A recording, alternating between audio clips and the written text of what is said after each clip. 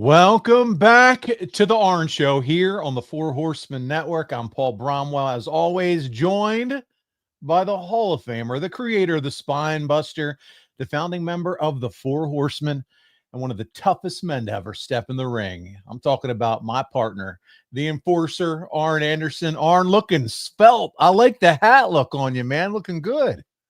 Trying to do something to give those guys a shot in the arm. Had a rough year. It has. We were talking a little baseball last episode on Ask Arn. I saw some folks on the YouTube channel putting some comments in. Hey, he gave some love to some teams, but I didn't hear anything about my New York Mets. Listen, Mets have a shot, and anything can happen. The playoffs, the way they have it. But I know, Arn, when you think about the Braves, it definitely disappointing season, injuries, and a lot of other things going on with that team right now. Yeah, the quality guys that got hurt prior to the season and during the season, you can't overcome something like that. You know, they've had ups and downs. I think the biggest takeaway is every 2-1 game that they would win last year. Yeah, they lose 2-1. So well, yeah. Well, I mean, the pitch when you have a great pitching performance, you're not getting any support from your sticks. Yeah. It's tough. You're preaching to the choir on that one with the team I support. That's complete and utter garbage. But I tell you what, too, the Braves were also known to be that team, like you used to say, Paul, I can watch this team. They can be down this many runs and come the bottom of the ninth inning. They can come all the way back and win. And they were having years like that. And now, obviously, injuries and other things just not happening, and it's been difficult. Well, I can still enjoy watching them, and there you go, and support them. Huge fan. There you go. Arn, you also look a little different this week because you don't have the headphones on your head anymore, and that's what allowing you to wear the ball cap, right? We didn't even touch on that. Yeah, some burglar snuck in the house and changed the board around on my computer. I don't know what happened there, but I don't need the headset now, so I can represent. I heard the burglar was a damn fine man, and whoever that was. Well, he claimed he was a damn good-looking man, so I don't know. His credibility got shot pretty quickly. Right. But hey, listen, I love it. You're set up. I think the breathing thing and all that has been minimized. We got you set up there with a new mic and new board. Don't need the headphones. And the only good thing, or should I say, I don't know if it's a good thing, is Aaron gets to hear the whole show now live through the house. So just through the speakers. She's upstairs with the door shut with Smokey. So you're not going to listen to us bullshit. You kidding me? That door can't be shut hard enough or sealed tight enough. Oh, man. She's had 40-some years of it. I love it. So good. Well, listen, tonight we're going to get into some things, and we'll get there in a minute. We're going to talk all things March 1996. As always, it's so great to see so many of you. I see the comments loading up. We're going to come over to you. We're going to get all your questions and comments in. We're going back to March 1996 in the WCW timeline. The Monday Night War is still in the early stages, and you got guys like Diesel, Razor Ramon, Bret Hart. They're leading the charge, but there's some changes coming down the pike with them and free agency when you talk about Diesel and Razor Ramon. But we're also going to talk about the most over-the-top pay-per-view, maybe in company history, Arn, Uncensored 96.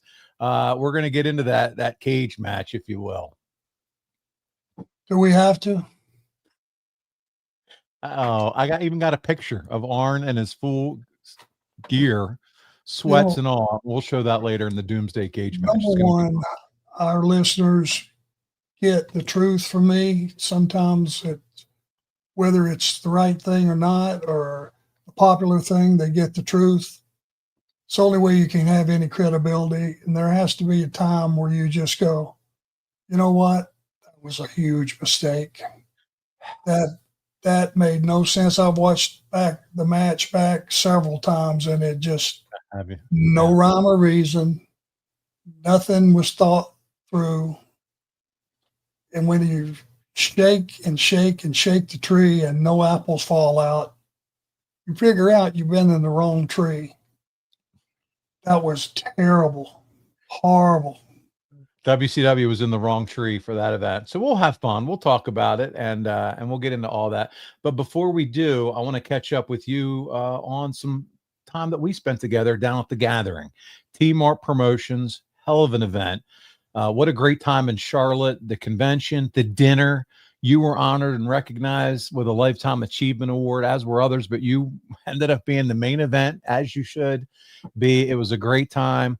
Talk to us about that weekend and what that was all, how that was for you, and how special that dinner and that banquet and that recognition was for you. Bill Apter bringing you up to the stage. Top to bottom, first class treatment all the way. Fans I know had a great time. You know, we were there 3 full days, and just getting to see so many people from so many walks of life that finally, you know, we got in the same room and we could talk and shoot the breeze and sign some stuff and take some pictures. And, you know, that's a first class show every year he has. I don't know if he runs any other shows a year, but he does a great job with that one. Marty. Who would name their kid Marty? Jesus Christ. That's the Best line of the night. Only hitch I see in that. So I just want to thank them for having me. Great having you there. And I know you got to meet some people you hadn't met before and get some stuff signed for your own wall of fame. And I did. It was a great week. I enjoyed spending time with you, my man. Dude, I had a blast spending time with you and Aaron. I got to talk with CW and Brittany, got to know them. They were so kind and nice. It was awesome. And let me tell you, with CW and Brock doing their thing, what a tag team. But don't you got to watch out for Miss Brittany out there. I mean, listen, I saw the matches that night. CW was kicking ass and taking names, but she's somebody. If you're gonna mess with her man or Brock, she's out there and she's not afraid to throw a good chokehold on somebody or mix it up. Listen, what a formidable tag team and what just great people, man. Just love getting to know them. Ditto that. Great folks. CW again, I mention him every chance I get as a great mentor, great human being, tremendous performer, and Brock is really benefiting from their alliance. If you're not following them on social, follow them both. Check them out. You can find them on Instagram and Twitter and support them as well. Get the t-shirts, get all their merch. And you know, listen, these folks, Brock and CW, Brittany, all of them are on the road, and they're on the road for the fans, and they're busting their asses, doing a great job. And so, man, it was really cool to see them. So let's take care of them as well. I really had a lot of fun when Heath Slater came over. He and you and D'Lo Brown were talking some of the good times as well, sharing some fun stories. We don't have to get into any of them in particular here on the show tonight, but it was just a great time all around. Absolutely. And, you know, they're on the road this weekend coming up. Mount Airy is this coming Saturday. Brock is actually wrestling his mentor, Lodi. Yeah, let's get into it. He's taking on Lodi on Saturday, this Saturday, as we watch now. And then on Sunday, speaking of CW and Brock, Greensboro, North Carolina, Four Seasons Town Center, August 17th, again, this Sunday. Showtime's at 2:30, and they're taking on, as you can see, Beer City Bruiser and a hardcore legend, Tommy Dreamer. That's pretty cool, Arn. That's a big match. And Brock's, you know, checklist, this is one of the bigger matches he's been in. Tommy Dreamer, tremendous performer, asset to the business, veteran, been around for a long time. Should be interesting. Be a learning experience for Brock for sure. If you're in the area, go support them, check it out, tell them Arn and Paul sent you, and I'm sure you'll be highly entertained. It'll be a great night. Town Center is the location. That's it right here. As you can see, Four Seasons Town Center, showtime 2:30. So make sure you check it out. I want to talk about one more thing. And listen, you know what I also love and enjoy sometimes reading the YouTube comments. There are actually people, well, maybe an individual or two, they go through and they sit there and they time code us. They finally got to the main topic at 17:43. Listen, part of this show is Arn and I catching up. Hell yeah, we're going to do a little shilling. and talking about where you can find stuff and buy some. But that's what the podcast does. We can advertise appearances. We can sell some merchandise as well, which is great and helps Arn, and his wife and the family. And then we also talk a little history. So if you don't necessarily want to watch this, then we thank you for those who are time coding us out over there. But I want to share something as well, and that is finally in the store. The hardcover comic books have arrived. We only had about 80 left, Arn. You hand sign, bottom left picture, you can see on the screen, every single one of the 80 that were left. In Charlotte, me and you had a little system set up. We worked together. I was handing them to you, and you were signing, and I got a picture. That picture will accompany the book.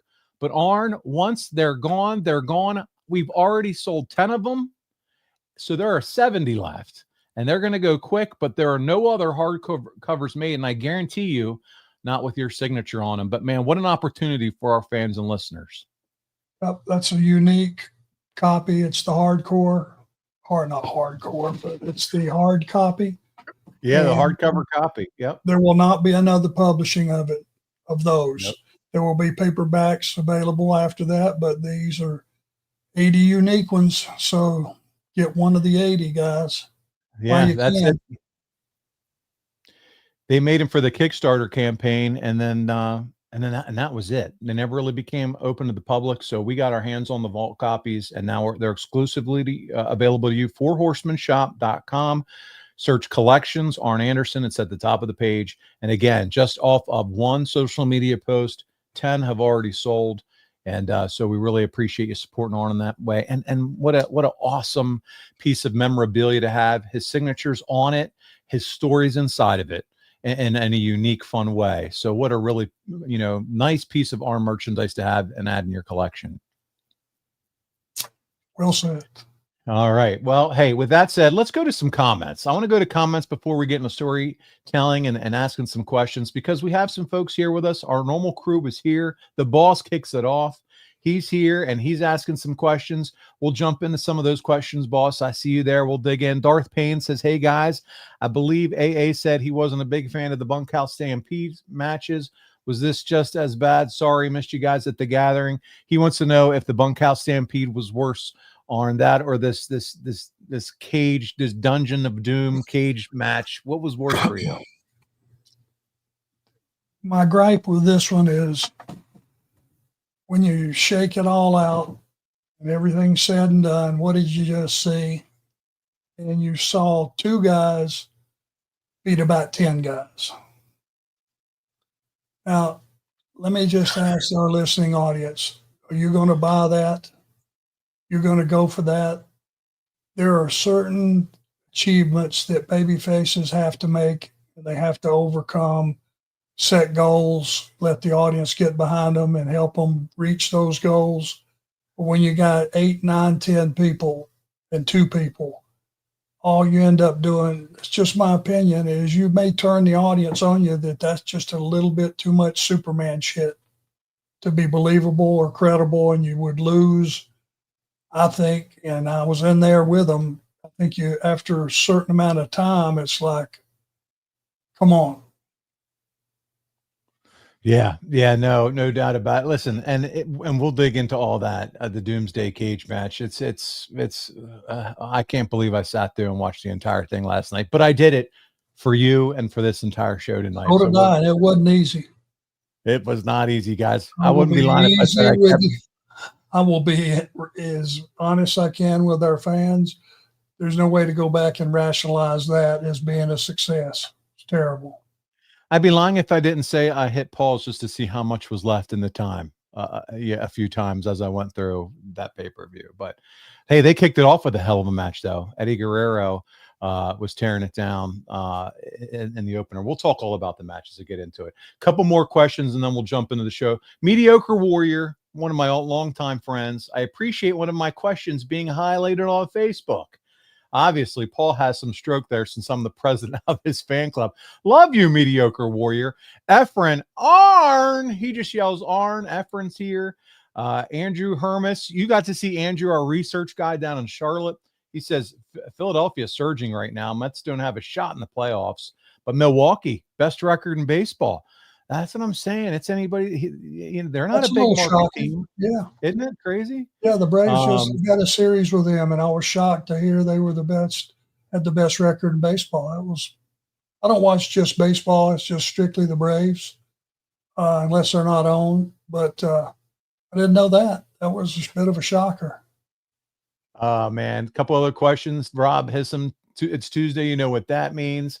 CG, I was a mere 26 years old in March 1996. LOL. Scotty Reed, Arn, love the show. Thank you for being a hero to us.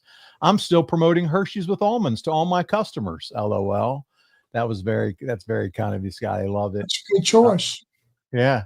Let's see here. Yes. So glad you said that, Rob Hissam. Paulie, Spotify finally had the past 3 episodes posted today. Man, and we have a team of people that help us with this show, Arn, as you know. We have Marcus D'Angelo helping us with socials and graphics. Dirty Dom D'Angelo. I'm sure you all know who he is, okay? Host of the Magnum and Greg Gagne podcast, RVD, and so many others. He's our guy when it comes to YouTube and getting the shows on Spotify and Apple. Dirty Dom reached out today and said, Paulie, you can promote the hell out of it tonight. The shows will be going forward updated on time, audio-wise, in Spotify and Apple. So make sure you hit it hard tonight on the show. Rob Hissam just reminded me of that. So there you go, guys. We want to make sure our YouTube audience is taken care of, as well as our audio-only listeners. It's very convenient, Arn, for people to turn it on their phones, put it in their earbuds when they're working, traveling, whatever the case may be. So thank you for bringing Anything that makes it easier, good, I'm all for. You're all for it? I love it. Let's see. Chris Orlando loves it. Listen, guys, yeah, they're talking about I used to get a hard time back in the day. I don't nearly get a hard time as I used to. It's a lot of love and a lot of support. Mediocre warrior. And I think now it's just like the little things that I'm like, well, there's a reason we got to go through and talk about merch, and we got to talk about appearances. And that's part of the reason, Arn, you love connecting with the audience, is to make sure they're aware of where they can see you and Brock and things like that. So it's really all good. It's a partnership. I do this for those guys, and be able to, the main benefit I get from it, like you said earlier, is I can let people know where we're going to be live and what events we're going to be at. And that's what I get from this. I get some of your guys that come down and meet you in person. And it's mostly for you guys. And we try to make it fan friendly and as interesting as we possibly can. As far as I know, nobody else is running through their entire 40-year career week after week in succession. I don't think anybody else, maybe they tried it, but has stuck to this model, and then giving the fans a voice, like, once a week, maybe. But I really enjoy that we do this, Arn, with you. And I think it's great. Last question, then we'll jump into the story, what we're here for at the 18-minute mark. And that is, what did you think from Ryan Nodal of the Braves and Reds playing in Bristol, Tennessee on a racetrack? Didn't that scream Americana? Did you get to check out any of that game? Because I know it was delayed, and then they had to do it the next day, right? Something happened with the weather. Yes, sir. I watched it. I certainly did. Sad to see the rain out, because I know that what all's involved in that. What about all the people that had to go to work the next day and couldn't come back? The money they spent in hotels that now I got to buy another ride, all those things that you never know is going to happen. You roll the dice when you have outdoor shows. Don't know something about that. And once the weather becomes the factor, you can't do anything about it. But I thought it was cool. Great look. Cool. A lot of people, I'm sure they all had a great time just being a part of something that it's the first. How many times you get to be part of something that's the first? It's just a cool experience. And for us, I know you feel the same way I do. It's cool to be able to watch it from our home living room in the air conditioner and enjoy it that way. But visually, it's stunning to see something like that. Absolutely. Yeah. Ryan, thank you so much for the kind words. I appreciate that in the chat. You know what you're talking about. But Rob Hissam, I said I was last question, but I can't help myself. He said, I'll take 10 books. Rob? Sold. You got it, buddy. We'll have them packaged up. And you know who literally, we are the fulfillment. Me and my dear wife are the fulfillment side of these books right now. So we will package them specifically for you, buddy. 10 books coming your way. Love it. Arn, you ready to get into March 1996? I think are the folks here are. You ready for this? I'm sure I'm going to enjoy talking about the rest of the card other than the main event, which once again blew. Well, listen, we got a few things to talk about besides just Uncensored. So you're safe there. The first big story, February 96, ended with one of the most memorable moments of the year, the infamous I Respect You Booker Man deals, Super Brawl 6 between Pillman and Sullivan. But midway through that match, Pillman breaks character. He does that. He walks out, and shortly after, he convinced Eric Bischoff to give him a legitimate release from his contract. We all know this history, but again, we're reliving the career and talking through this. Bischoff has always claimed that it was part of the plan for Pillman to take his loose cannon persona to the other promotions, get even hotter, and then return to WCW with major heat. But then within weeks, Pillman Arn is at ECW Cyber Slam, cutting one of the most unhinged promos of the decade. He calls Bischoff a gopher and a piece of shit. His words, not mine. He called the ECW crowd smart marks. He threatened to expose himself in the ring before Todd Gordon, Paul Heyman, this is real, Arn, and Shane Douglas pulled him out of the ring. I mean, when you said you were honest in your opinion a few weeks back that you just didn't know what to be real and what to be a shoot versus what was part of him just selling or whatever, you weren't lying. I mean, he went nuts on this ECW crowd. And we will never know which was a work, which was a shoot. Because just when you think you got a grasp on it and you go, well, that can't possibly be something that was planned. This has got to be off the cuff. Something else would happen and it'd go another direction. And it just, I want to think, well, okay, why wouldn't they cut his mic, cut the camera off of him? Because it's got people talking. I mean, how do you argue? How do you argue with that? It's one of those things like breaking news, So and so got bombed or whatever the breaking news would be, something, meteoric. Yeah, something that makes everybody pause and look and say, what in the world's going on? Is this real? Is this true? Whenever you sit down and question, is this real or is this part of the deal? If that moment in time, you've won as a wrestler. Yeah. That's what we try to do is convince them that, what we do is absolutely what they're looking at. Sometimes that's a good thing. Sometimes it's a bad thing, but it's what you try to do is tune them in. There's that believability, and then there's the unbelievability, and you got to figure out what you're going for. It's mind-boggling though to believe, and not saying that he's wrong, but that Bischoff, because he's always insisted this was his entire plan. Let Brian go, do his thing, wrestle for other promotions, get crazy. I mean, it's pretty risky from a business standpoint to give a legitimate release to a guy who's catching fire with this character, especially with the Monday Night War that's heating up. And all of a sudden to say, hey, you go do this, and then, I'll let you walk and then come back. I mean, honestly, if Pillman had stayed in ECW with Paul Heyman cutting promos like this and the juice behind him, he could have become the face of ECW or whatever the case. You just never know what could happen. So interesting times, my man. Yeah. And, Eric's a smart guy. Maybe he thought, if I let him go and he goes out, if he does what we talked about, good. If he doesn't, well, he's gone. I have no obligation and there's no risk. Because, hey, and that time, that was pretty risky TV. Hell yeah. Turner people, cracked the whip on a lot of stuff. Standards and practices, they kept a pretty good short leash on us. Mediocre Warrior, interesting comment too. And to think Ole Anderson thought he was the drizzling shits.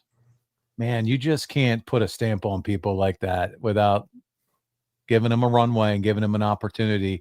He went from the Bengal tight wearing, smiling, long blonde hair, pretty boy, jumping off the top rope, coming down the rocket from Def Leppard, to all of a sudden completely morphed into this crazy loose cannon, and he made it work. Oh yeah, he pulled it off. I still don't know, and we'll never know. Yeah. Big Fezzik is right. I think Ole thought everyone was the drizzling shits. He did, didn't he? He thought I was. Yeah, Why right. you do? I can't tell you how many times I would tag him in, and as we were stepping through the ropes, he'd go, "Why are you taking all those goofy ass bumps?" Same response every time. Somebody got to fall down. I love it. I love it. That's a classic line. And a lot of times he would just look at me and smile and drop his head. Yeah, he didn't want it to be him. Okay, Arn, you take the bumps. Yeah. He knew I was right. He was Yeah, he right. wasn't going to admit it, but he knew I was right. Let's move on. March 5th, 1996, also in the headlines. And I know all of you are aware of this, but Kevin Nash picks up the phone, calls Vince McMahon, and he lets him know, I'm leaving WWF. At the time, the belief in the industry, Arn, was that WCW had offered him a 3-year deal. Listen, worth somewhere in the neighborhood of $750,000 a year, with the favored nations clause, meaning no one in WCW could sign for more money than him. Scott Hall had already given his notice on February 20th. And while he hadn't officially accepted the offer, everyone knew he's going to make the jump too. What a time this would become in March here for WCW. Where their finances were, included. They're two of the smartest guys that have ever been in the business. They pulled it off. Got to respect that. Timing was everything. It was done in a way that looked credible and believable. And good for, my thought then, the same thing now, good for them. Do you remember hearing about Nash and Hall coming over to the company? Obviously, we saw how they debuted, Hall coming down the walking down the steps in the crowd and taking over and all that. But do you remember first hearing, hey, they're both coming in? Nope. I saw it and heard about it when everybody else did. Oh, wow. It was kept pretty good under wraps. Let's talk about the big money deals, the guaranteed contracts. How did these change the whole wrestling business? Because it did. It changed the business. It helps everybody. Yeah. That was they set the pay scale and everything fell underneath that. And as a talent, you had a gauge. Okay, here's what the top guys are making. You could get a clue about what the bottom guys were making and where you fit in the middle of that sliding scale. It helped. And guaranteed money in our business from a guy that worked when it was if you didn't work, you didn't get paid. For me, it was just, it was like job security. So they helped everybody by setting the pay scale and coming across and getting the deal that they got. Yeah, for sure. And I'm watching some of the chat go back and forth. Guaranteed contracts weren't new because of them, right? Because didn't the Road Warriors or Lex Luger, who was it that first in the late 80s? But on a grand scale. Yeah. There were some guys like Luger and the Road Warriors that got guaranteed after we left. I think the Midnight Express for a short time got guaranteed. But by and large, for the average Joe, and that would be me, and all the other guys that made up the crew, that was everybody didn't have guaranteed money. You have got to be, or I want to hear how you felt about it. How did you feel too? Was this, hey, listen, I'm loving what Bischoff's doing. He's being aggressive, bringing these two top WWF stars in. We got it. We're doing you now saw, hey, they're doing everything. Bischoff's doing everything he can to close the gap, if not take over the notoriety, the popularity from the WWF, right? I mean, the aggressiveness here. Well, he got a jump start. The thing that, that was the big turning point worked. And when it works, the momentum that he built, and as far as the office above him, there was something he could point to and go, look at this, look at what the ratings did this week or last week, or my God, man, give me a little rope here and I won't hang myself. I'll get this thing turned around. And he was right. And you got to believe he's using the examples of Hogan and Savage, and look at the lift we've got bringing over those guys. What do you think's going to happen if we bring over these two fresh faces? Right? Absolutely. Yeah. And the story was credible. You started, I was even questioning myself, how are we going to have two guys actually hijack the company? for any length of time. You got everybody else that would just squash them. Well, the way was they had baseball bats, and that's the great American equalizer. You know, once they showed up with the weapons and they were Oh, able yeah. to hit and run and escape and get away with it, it was plausible. And it was the first time we ever saw two people come into a company like that with that level of popularity, like Two coming in from the top crowd. guys. Yes. Yeah, it was different. It was cool. It was fresh, and they were stars, and it worked, man. It was so good. Let's talk about coming out of Super Brawl. So we have that going on National Hall behind the scenes. We talked about Pillman. Let's talk about WCW's creative direction, because let's just say it's a little busy here. You beat Hogan, which we talked about twice in a row, and that's a rare thing in itself. The Dungeon of Doom and the Four Horsemen formed an alliance to end Hulkamania. And guess what it's titled? The Alliance to End Hulkamania. It was set as the main event of Uncensored. The creative genius was just flowing here. But then right before the show, Jimmy Hart pulls Loch Ness Monster, the Loch Ness, out of the match and replaces him with Lex Luger. The on-screen reason was simple booking, but the real-life reason, Arn, I don't even know that you know this or we've talked about it. It's actually more serious. Loch Ness, real name Martin Ruan, and he had actually been diagnosed with lymphoma. Outside the ring, Arn, he was a religious man. He refused to wrestle on Sundays. He claimed to eat 3 pounds of bacon and a dozen eggs every morning to maintain his strength. 3 pounds of bacon and a dozen eggs every morning. How'd that work out for him? I mean, that's why the man was massive. But I can't even imagine after pound 2, just keep cooking. Oh, he's going to have one more. And every day? What are we doing? Well, you don't want to make fun or anything, say anything crass about a man that's no longer with us, obviously. Yeah. That does not sound like the answer. I mean, he had to be 500 pounds, and he was big man, massive really, man. really tall, right? Getting a lot of protein. You know, he was a big guy, that's for sure. And he was imposing. I think he had a big career over in Europe. Regal told me about the guy, and I guess he drew a lot of money. And mediocre warrior goes, nowadays that's about $100 breakfast, and you aren't lying, man, with the price of eggs and meat right now. Oh man, good call. Yeah, that's so good. Listen, you're right, good guy. Listen, he had 3 sons. He married his childhood sweetheart.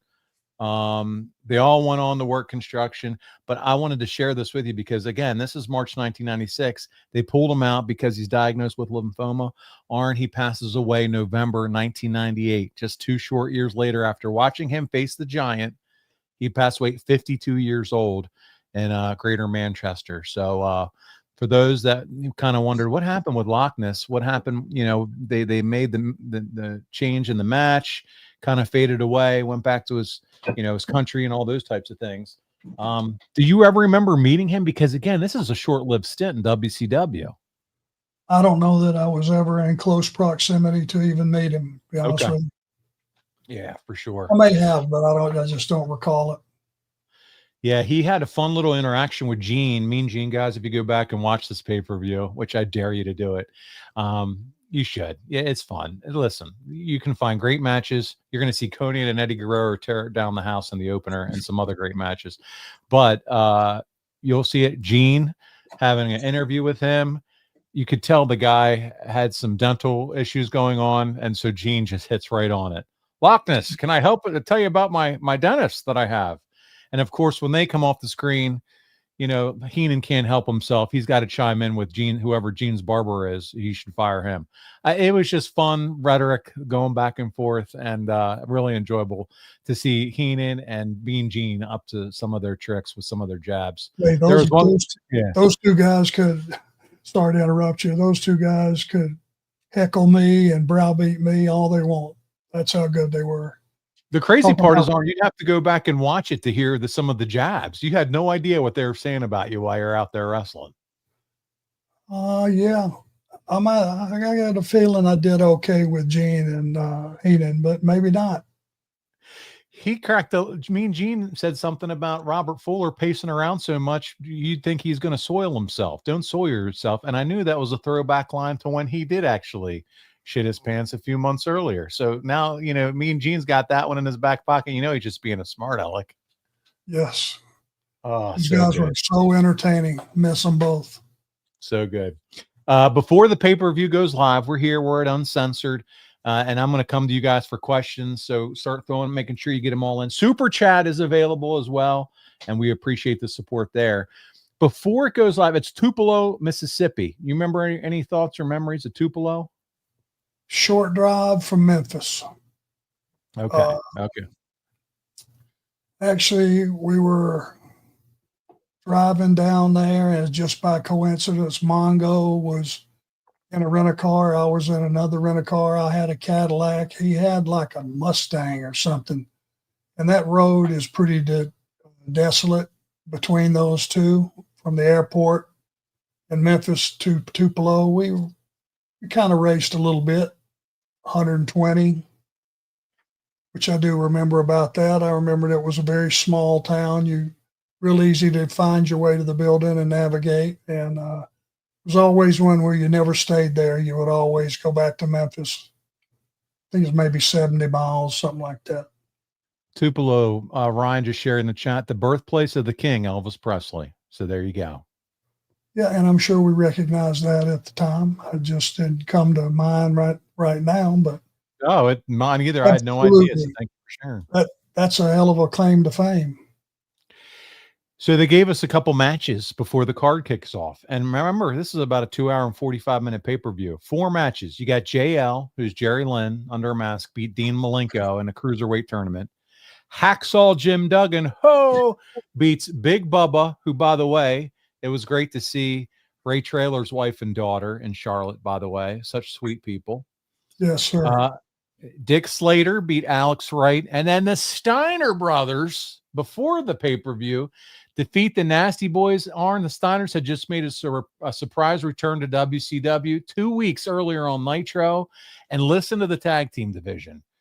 You got Harlem Heat, Nasty Boys, Public Enemy, the Blue Bloods, the Steiners, Legion of Doom, American Males, Faces of Fear. The list goes on. Talk about the talent in the tag team division at this point for WCW. It's pretty strong. Well, when you run through it like that, it's pretty solid. Yeah. Pretty solid group of folks. Getting the Steiners back was a huge shot in the arm. Can't even gauge what a shot in the arm it was, but it's huge. Road Warriors, huge. Every one of those teams were either had something gimmick-wise that made them fun to watch, or just a good, solid team. I mean, there wasn't a bunch of the people you just named. And you had variety, right? You think the Blue Bloods, right? That's technicians working together as a tag team. And then you go to the other extreme, the Public Enemy, who are just as entertaining and fun in their own way, and the Nasty Boys. Then you come over and you got the Steiners. Oh, what about Legion of Doom? I mean, power and suplexing. You got it all covered. Loaded. Yeah, loaded. They did make their return, and in this match, as I mentioned, they took on the Nasty Boys. This is even before the pay-per-view starts, and it was a no contest. You had the Road Warriors run in, and then when you got the pay-per-view starting, here are your commentary team: Tony Schiavone, the American Dream, Dusty Rhodes, and Bobby Heenan. Arn, what do you think of that combination in the booth? Schiavone, Heenan, and Dusty Rhodes. Tony was a straight man, Dusty was Dusty, and Bobby Heenan was Bobby Heenan. That's like an all-star card. They really do a good job, and I really enjoyed Heenan and Dusty's banter and play off of one another. Yes. Heenan played off of everyone so well, whether it's Gorilla Monsoon, Tony Schiavone, Dusty Rhodes. It doesn't matter who you paired Heenan with, man. He was outstanding. He's the quickest, sharpest, wittiest guy I've ever known. And it was just automatic. No matter what you said to him, he had a comeback, even if it was completely off subject.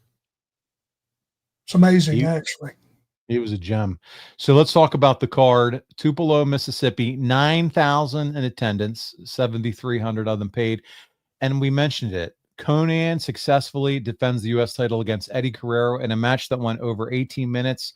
The ending was weird in my estimation. He went to jump over him. Eddie Guerrero looked like he was going to give him a Frankensteiner, and Conan headbutts him in the groin.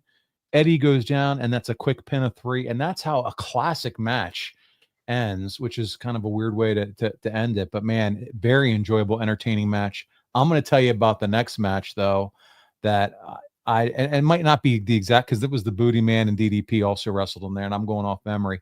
But Steven Regal and Fit Finley beat the living hell out of each other in a European style brawl. Arn, I have not seen hard hitting like that from like Fit Finley was delivering to Steven Regal. Like, it was insane. Before he ever came to work for WCW, Terry Funk, we were out by the ring one day, WCW event, and I asked him what he'd been doing. He said he just got back from Europe, and he said, there's a guy there, Arn, Fit Finley, who's the best heel in the business, bar none. I'd never heard of the guy. And I looked at Terry and went, that's pretty strong coming from you, Terry. He says, I'm telling you, this guy is so different, so innovative, so vicious. He's the best heel in the business. And he wasn't kidding. Finley did so much stuff that was different, and it was just snug, tight, no holes in his work, thought process, mentality, psychology, name it. He was just great. And to this day, you probably go out and outwork 8/10 of the people in the business. It was incredible. And not only Fit Finley and the match he had, because man, he was throwing blows as soon as the match started. Regal gets busted open at one point, by the way. There's blood, which you never really saw that much. And then there was kind of a schmoz ending. Sir Earl of Eaton came down, and I think Dave Taylor ran down, interfered, and the match just kind of went to a schmoz. But you want to talk about, and I just saw someone's comment, was this street fight, Aaron Phipps, was better than most UFC fights. Oh, it was a thumping. And so it was, what a great match. If you go back and watch that, let's talk about another match, someone else that you just got to share a moment with in Charlotte and talk to a little bit. There was a male versus female, an intergender match that happened all the way back in 96. Medusa versus Colonel Robert Parker. Parker wins because he's got some help from the outside, getting someone tripping Medusa. She falls over and she gets pinned to the 3. But Medusa was doing suplexes and some great moves.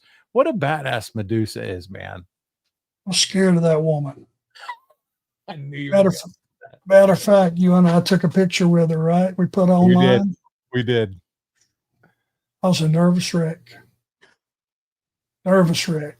Tough lady. She came along at a time that she was a legitimate athlete. She did some MMA stuff, I think, in her training. Just, fit, in shape, tough. It's like one of the guys. She calls me the hat guy. She's done it on social media before. So when I saw her, I was like, hey, it's a hat guy. Listen, she is cool. She was threatening you with a shoe. Or what was the story that she was bringing up to you again about the shoe deal? Oh, yeah.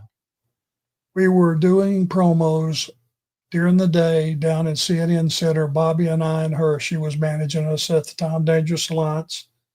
And there was a gym in the CNN Center that I was going to, between our promos and having to be at TV at a certain time, I was going to run over there and get a quick workout. I had it timed out. Me and Bobby are getting coffeed up. We asked Tony to go on first with our promos, so everything was falling in line. So we did all of our local promos, got done, fixing to leave. Tony went, wait a minute. Oh, Arn, wait a minute. You guys, hold up a minute. They got one promo that they want to do, and they want Medusa to talk. Okay. Now I'm vibrating from the caffeine and the coffee and ready to work out. She started, and about 10 promos later and 30 minutes, cut. Let's do it again. Bless her heart. She probably hadn't had a lot of experience doing promos at that time, but I was just being me, being the horse's ass, I just went, you know what, Medusa? Women are like kids. They should be seen and not heard. Oh, no. She turned into a she-devil. What did you say to me? She reached down, pulled off one of her shoes, and she's coming out from around the podium. And I went, whoa, wait, hey, hold up, wait a minute. And out of the corner of my eye, I see Bobby folding a metal chair and coming up behind her. And I went, Deuce, I was just kidding. I'm sorry. Didn't mean to be disrespectful. I apologize. Please accept my apologize. Sorry. Accept my apology. You know, and she's starting to cool down, and Tony said, we'll just take that one. That's a wrap. We'll use that one. And as we're walking out there, I looked at Bobby. I said, what the hell were you going to do with that chair? He said, I was going to hit her in the head with it if she got you down.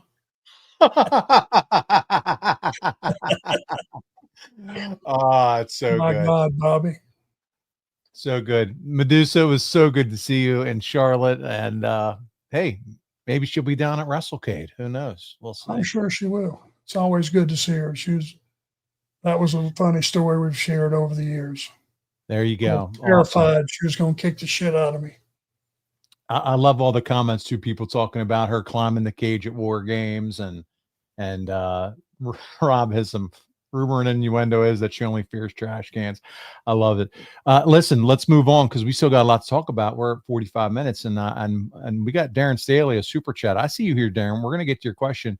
The Giant squashes Loch Ness. All right, so he gives him the big boot, a big leg, 2.5 minutes, pins Loch Ness. Now, because he wins that, he also wins a title shot against Ric Flair the next night on Nitro. And then you have Sting and Booker T. They took on the Road Warriors in a Chicago street fight, Arn. That went nearly 30 minutes. They brawled all over the building. And after that match came one of your career highlights. Guys have been waiting to put it up on the screen. It's the infamous Doomsday Cage Match with our man in the black sweatpants and sweatshirt, hands taped, eye to eye again with Hogan, which, my goodness, you wrestled him a lot in this couple months that we've done this show together, as far as February and now March. Arn, talk about it. You're on the third tier of the Doomsday Cage. How confident were you, my first thought, that this thing would actually hold you guys? It was a thought. And let me tell you that the reason I had on all the clothes was that particular wire that they got had a lot of rough edges. And as you can see, the way it was constructed, there was a lot of screws and stuff sticking out. I knew my body was going to get caught up and abused. I just was trying to put a little bit of padding on to keep from scraping myself up. If you look at behind me, it was just a weird construction. There was a lot of rough edges, a lot of planks that weren't even. It was dangerous. I mean, that part of it was legitimate. It was very dangerous. Buddy, and people in the chat are saying it too. There's no way you could pay me enough to wrestle around up there that high, just knowing that all that's holding you up is that chain link fencing. Well, go back to the Undertaker and Foley. You saw what happened when he took a choke slam on top of the cage. You went all the way through to the floor. You know, that kind of stuff happens. You can't prepare for it. It was what it was. It was a dangerous night, and we were all, or at least the guys I talked to, were aware of the potential danger. Now, here's my question for you, because nowadays a lot of that, before belt, they get out to where the arena that they're going to wrestle at. They do a walkthrough. Do you remember anything on that day? If there was any kind of walkthrough in the cage, all of you up there, anything like that? Not that involved me. I don't like heights. I wasn't going to go out there, but it's the one time I had to.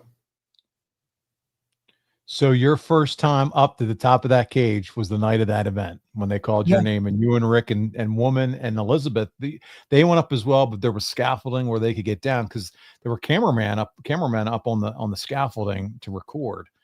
But man, you never went up there. No, I'm serious. I have a phobia about heights. I could never get up on the roof of my house to do nothing, because once you get up there, man, it kicks in on me. Trying to back down a ladder off of a big house, It's no fun. It's not for me anyway. You have Hogan and Savage. That's it. Just the two of them. You all have watched it. I'm watching you talk about it here in the chat. Against 8 heels. Ric Flair, Arn Anderson, Ming, the Barbarian, Lex Luger, rest in peace, Kevin Sullivan, I love you, Z Gangsta, and the Ultimate Solution. Do you remember who Z Gangsta was? Was that Zeus? It was Zeus. You win, yes. From the movie No Holds Barred. Z Gangster was Zeus. Tiny Lister, I believe, was his Yes, that's it. name. Yeah, he didn't bring much to the table for what we did. He always had the big, across the eyes, and then the shots down to the traps in the back. That was his gimmick. And it went downhill from there. And then it was done, and then it was over. Oh, man. So listen, only in WCW could you take 8 guys, put them in 3 cages, stack them on top of each other, and still have the rules make less sense than a Booty Man storyline. It was just bad. And for those keeping record, as we said, Z Gangster was Zeus. And if you're wondering whether WCW could out-cartoon itself, well, the answer is yes. The Ultimate Solution had just been renamed from the Final Solution, by the way, and thankfully someone realized that was a terrible name to put on a pay-per-view poster. So now you have the Ultimate Solution. Hogan and Savage basically sold for the 2 actors, but they weren't selling for Ric Flair or you, Arn Anderson. Somewhere Vader was watching thinking, oh, so it wasn't just me. But the match was billed as 2 on 8, but it felt more like, I don't know. It was terrible. It was... we had powder, we had a loaded glove, we had frying pans, and this wasn't a cooking show, guys. This is a wrestling match. But it went from uncensored to unhinged when the Booty Man showed up with frying pans, and these weren't cast iron skillets. They were aluminum frying pans. The commentary, they were all in on the hype. Heenan said, "This surpasses the Super Bowl, the World Series." I mean, I thought somewhere Vince Lombardi just spit his drink out. I mean, what are we doing? Shivani's like, this is why we're the #1 in pay-per-view all around the world. I'm thinking #1 in making people call their cable company for refunds. Like, what are we doing here? It was just bad.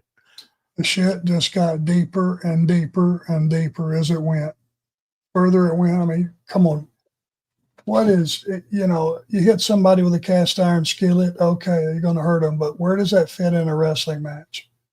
It immediately turns it into ha-ha.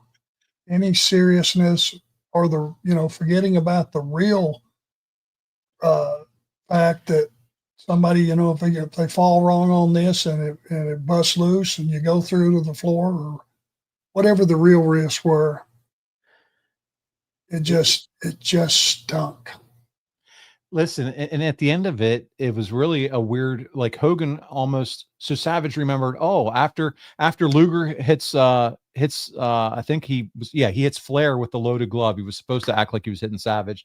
Savage ducks. He recocks his arm and then nails Flair, knocks Flair down. Savage goes around, they knock everybody else out. Hogan's like, "Come on, Randy, let's exit the ring." Randy's like, "Oh no, wait." Someone remind him, "I need to go pin Flair." The whole thing was delayed. He goes back in, pins him, and then they walk out and win. And it was like, oh my God, that was like the ugliest thing I've just seen. And if anyone asks why the triple decker cage never came back, guys, this is Exhibit A through Z. It just didn't work. Yeah, there's nothing else to say. It's just. He's done. Hey, thank God. All I got to say is thank God that not too far in the distant future, a little thing called the NWO would be on its way. Yeah, I mean, you kicked dirt over the company on that night. Thank God that fans don't want it dead, or it would have been dead after that. Well, Arn, it was funny because when we both logged on tonight and I said we were going to cover this event, you knew exactly what the Doomsday. Like sometimes I'll be like, "Hey, do you remember this or that?" And you'll be like, "Oh, okay, yeah, it's starting to come." This match, you were like, this was the drizzling shits. You remembered it like that. There's no way to sugarcoat it, and I wouldn't put our audience through that. It just was not mapped out. It should have never happened. The end game, if you looked at what was going to happen, 2 guys beating 8 guys, And there were some heavy hitters in that 8 guys, you know. Yeah. Barbarian, you know. Come on.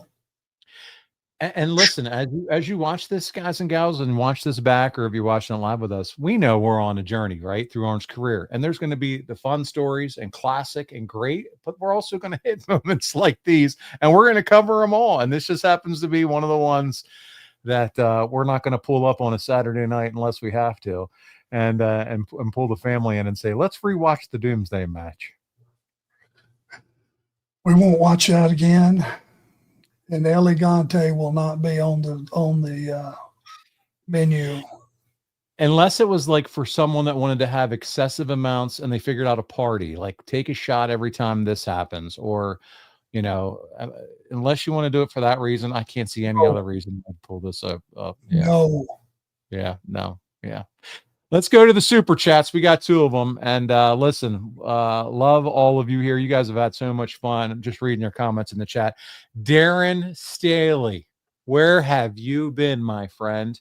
He said, how much have you all missed me? And how glad are you that I'm back? A lot of restructuring at work. And now I actually have free time again. Oh, boy. And we haven't asked Arn almost anything coming up in 2 weeks. And who knows what Darren's going to ask. But we missed you, buddy. Good to have you back. Good to have you back. We love it. Great to see you. Instagram, a wrestling historian. He chimes in, was this the worst WCW pay-per-view main event ever? I'd be hard-pressed to think of another one that could. Nothing comes to mind that can touch this one. There's no redeeming quality to it. You can sit here and, yeah, but what if, or what if that, or what if this, or what if we did something? No, it was just start to finish horrific. That's it. CG said, I don't think I could be paid big bucks to watch that match unless Arn, Paul, and a box of Hershey with almonds are all involved. It would take a lot for CG. Has anybody noticed that you can buy a Hershey bar that doesn't have almonds, and the quality of the chocolate is not as creamy as the ones with almonds? And it's the same candy bar, just add almonds. Anybody ever noticed that or thought about it? No, but man, it sounds like you've done some deep analysis in that. That's my opinion. It's creamier. The chocolate is creamier. It is. The almond version. That's my take on it, and I really enjoy them. Well, I think what we do is, I think that's homework for 2 weeks. When we come back on the 26th, we want all of you that can, who aren't, diabetic and aren't able, grab a Hershey with almonds and grab a regular Hershey bar and do a taste test. And we know, Efren, that you're all for the heavy cream. He said, I love creamier. And we're still talking about chocolate bars. But the Hershey, you got to get a Hershey bar and you got to get a Hershey with almonds. Do the taste test and let us know, is the Hershey with almonds creamier? And I know chocolate, obviously. Arn, you're looking good, my friend. When I saw you a year ago, you're down and you're looking good. Doing my best, clawing my way back. That's right, Darren Staley. He certainly does. Listen, we have 4 or 5 minutes left, and I want to make sure. And Scotty Reed said the almonds is creamier, so he already did his own work. So there you go. 4 or 5 minutes left. Go ahead, Arn. No, that's it. Validation. Yeah. Daisy Mama said, I'm allergic to chocolate. Well, I guess you'll have to sit this one out, Daisy Mama, but we'll get you back in on something else. So no worries there. We don't want you breaking out in a rash or anything. So don't try it. Arn, did you ever wrestle? Carl Leffy was here. Wrestle in the UWF? No, that was Bill Watts. Yeah, Bill Watts, Mid-South, then transition. Mid-South, but wasn't the UWF. That was a different deal. Nope, never did. Prior to them becoming UWF, becoming national, and which is pretty cool. Let's see, who else? You do look great, Arn, Ryan says. This is hilarious. What's your gym routine now? I say it's hilarious because I just asked him the same question before we jumped on. Yeah. Just pretty simple. Just do chest day 1, shoulders day 2. Do about 15 to 20 sets, moderate weight. Next day, do shoulders. Same thing. Third day, back and arms. And then I don't train legs anymore. So start over, repeat the process. And whenever your body says take a day off, take a day off. I love it, as you should. CG says, I don't have a sweet tooth. I have sweet teeth. So he likes chocolate. He likes it all, man. Oh, yeah, CG, I love it. Yeah, I got a sweet tooth, period. You know, I will knock out a Krispy Kreme donut full of raspberry all day. Efren says, Arn doing that Rick Rude workout, all upper body. Yeah, that's just true. I love it. Know your limits. That's a good one. Aaron Phipps, Arn, how's your neck? I broke my neck in the Navy. How's yours doing? No issues since I had the surgery, but the nerve damage in my left forearm and hand, pretty extensive. There's no way to have stopped that. But my neck, no issues lately. Mine's been more last few years, my lower back. That never gave me any issues till when I was wrestling, but started having some issues with that, and found a good chiropractor and got that straightened out, knock on wood. No complaints. Every time I start feeling sorry for myself, I'll run into Magnum somewhere or something and see what that guy's overcoming and what a tough son of a gun he is. Kind of makes you, quit feeling sorry for yourself because you don't have it nearly as bad as some guys. I'll wrap this up with that similar comment. I watched this event and I mentioned the Brutus Beefcake, who was the booty man here. He took on Diamond Dallas Page, and it was fun little match that they had. Kimberly was involved, and I thought about how we just saw him a few weeks ago go up and get the award, and not for nothing, just like a lot of the wrestlers at this point in age, just getting up the stairs, hunched over, walking and all that. And it's another reminder. Ken Patera, who got up from a wheelchair to talk, the toll that wrestling and this sport has taken on all of your bodies. It was just reinforced to me that weekend, seeing so many that are moving so much slower. Maybe some are hunched over, need help with a cane or a wheelchair. And you did it for the fans, and you did it for our entertainment. And so, man, it just makes you grateful one more time just for what you've put your bodies through. Well, and to be fair about it, I wouldn't have traded one day in the business for anything else. I knew the danger. We accept the danger. And even if you do everything right and you're as careful as you can be and as safe and all that, excuse me. All good. There's still danger out there lurking around every corner. And you look at that room the other night that we're in, like Ken Patera's first guy put 500 pounds over his head. God sakes, what kind of shape he was in at one time. And now he was in a wheelchair. It just reminds you that it's a tough business, and we all love it. And we respect everyone that makes it happen. And that's you guys. We appreciate you sticking with us. Guys, gals, this has been another fantastic night sitting around the virtual living room of the one and only Arn Anderson. We get to spend this time with a legend. And when you see the love and respect, and I got to see it firsthand in Charlotte as people came to his table and talked to him, and the love and respect he shows the fans, it was just awesome to see in person. And Arn, I love you, man. And I'm so grateful that you've allowed me to help you and be a part of this whole thing.